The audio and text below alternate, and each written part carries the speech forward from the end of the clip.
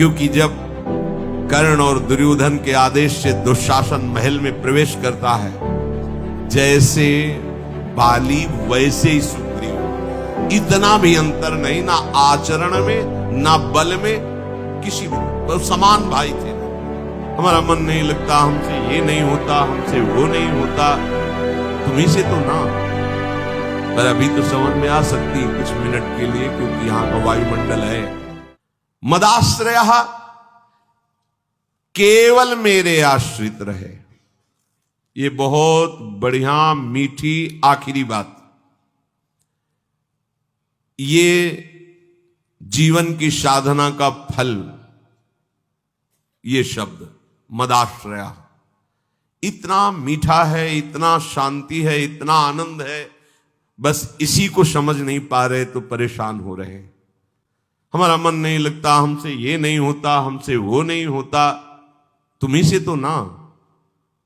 तो तुम छोड़ो अपने को, मदाश्रया, ऐसे हो जाओ प्रभु के आश्रित। पता नहीं कल्याण हो कि ना हो, जो हो रहा है वो भी छूट जाएगा, पता नहीं कौन सी गति हो। तो संशयात्मा विनश्यति, इस पर शास्त्र सब कुछ वर्णन करते। तुम्हें प्रभु पे भरोसा नहीं है, प्रभु का आश्रय ये पूरे जीवन में इसी ने चलाया है, मदाश्रया ने, इसी ने पोषण किया है, और यही हमें बेपरवाह रखा है ना प्रभु। मदाश्रया, प्रभु का कोई साथी नहीं है, कोई साथी नहीं, एकमात्र श्री हरि, एकमात्र प्रियाजू। आश्रय, ये बहुत अमृत शब्द है, समझ में केवल आ जाए। अभी इसी क्षण बिना साधना के मुक्त हो, अगर ये बात समझ में आ जाए। पर अभी तो समझ में आ सकती कुछ मिनट के लिए, क्योंकि यहां का वायुमंडल है मदाश्रया का। तो अभी सब पर गेट के बाहर निकलते ही हवा बदलेगी तो विचार बदल जाएंगे। मदाश्रया, ये गुरु कृपा से आई हुई भारी विपत्ति, प्रतिकूलता, असाध्य रोग, अपमान, निंदा, ये सहयोगी होते मदाश्रया के लिए। ये मदाश्रया में बहुत सहयोगी होते हैं, और इनको कौन चाहता है, इसलिए मदाश्रया नहीं हो पाता। वो हम के आश्रित रहता है, साधना का आश्रय ले सकता है, क्रियाओं का आश्रय ले सकता है, व्यक्ति का आश्रय ले सकता है, लेकिन मदाश्रया भगवद आश्रित। और भगवद आश्रित बहुत बेपरवाह और ऐसी वस्तु मिलती है जो किसी साधना से नहीं मिलती। पर यह हृदय का विषय होता है, वाणी का नहीं होता।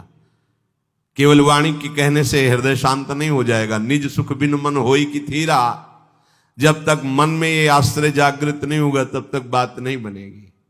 और ये जागृत तभी होगी, लिख लो, जब तुम्हारा अपमान होगा, निंदा होगी, शरीर किसी असाध्य रोग से ग्रसित होगा, सब तिरस्कार करेंगे, सब, कोई सृष्टि में प्यार से देखने वाला नहीं होगा, तब सच्चा मदाश्रया उदय होता है। प्रभु आपके सिवा कोई नहीं। वो हृदय की जो धारा प्रभु की तरफ बही निहाल कर देते हैं। तो एक कदम मेरी तरफ चल के तो देख, पूरी सृष्टि न झुका दूं तो कहना, भगवान के वचन। एक कदम तो चल के देख मेरी तरफ। ये अंदर की बात है, बाहर से आप कहोगे तो हम 500 किलोमीटर से आए, एक कदम की क्या बात है। बाहर से दौड़ने वाला कोई वीर नहीं कहा जाता। अंदर तो आप वहीं बैठे हुए हो, शरीर में, उस शरीर संबंधियों में, शरीर भोगों में, एक कदम कहां चले। अंदर की बात है कि आप कोई नहीं। ये मदाश्रया अंतिम सांस तक हो जाए तो परम पद भी मिल जाएगी। बहुत बार बता चुके, फिर समझ लीजिए। द्रौपदी जी महान भक्ता हैं, भगवान से मिलती हैं, बात करती हैं, पर ये विपत्ति, ये दुख, ये असाध्य रोग, ये अपमान, ये निंदा, ये मदाश्रया को जागृत करता है, दूसरा नहीं, दूसरा नहीं।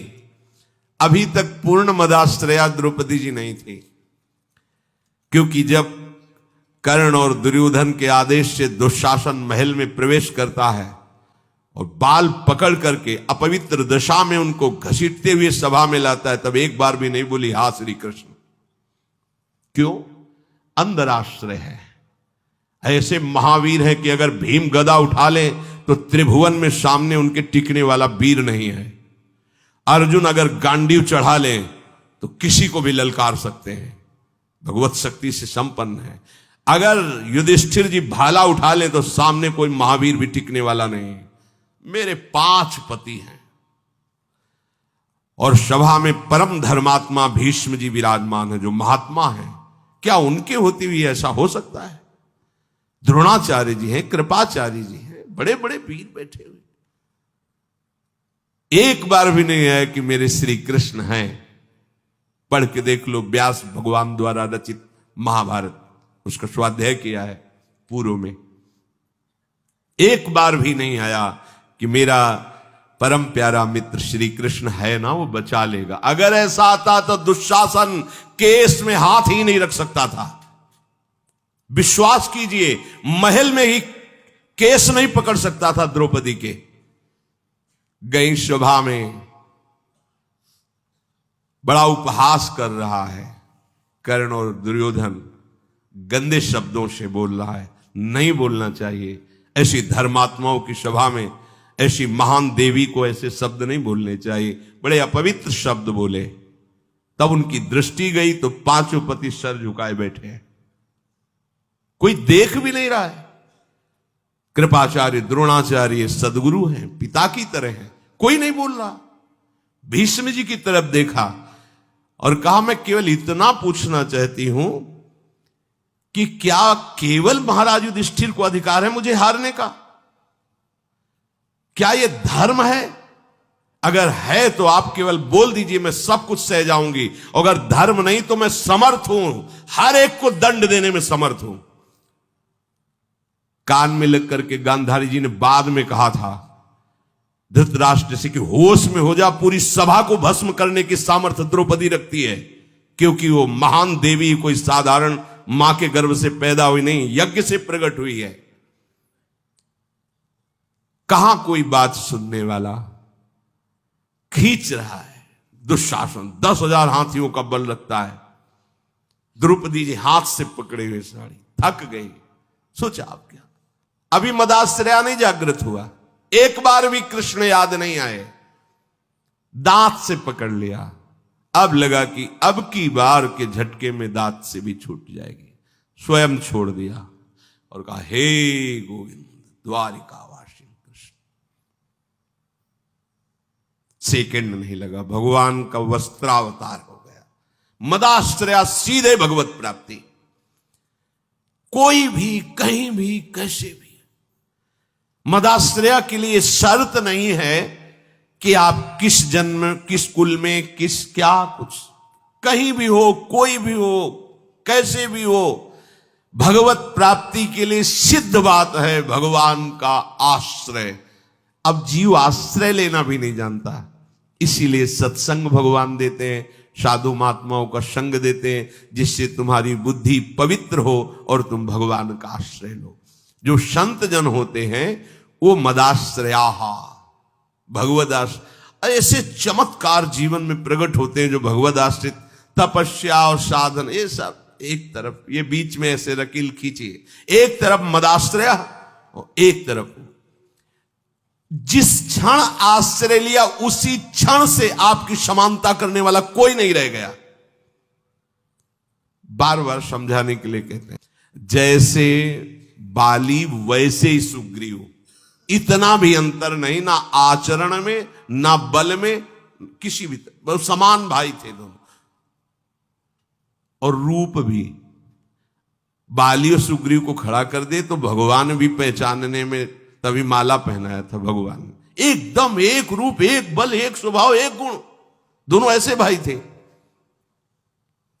जब भगवान ने बाण मारा, सामने देखा कोटि कंदर्प दमनी मर्यादा पुरुषोत्तम भगवान, गंभीर मुद्रा, तो हृदय में तो महान प्रीति है, बड़ा प्रसन्न है कि वैसे तो मैं इस लायक ही नहीं था, जो योगियों के ध्यान में नहीं आते हो हमारे सामने खड़े हैं, पर थोड़ा इनसे बात भी तो कर ले। तो कहा, प्रभु सुन रखा है कि आप समदर्शी हो, फिर पर आज आपकी समदर्शिता दिखाई नहीं दे रही, पक्षपात दिखाई दे रहा है।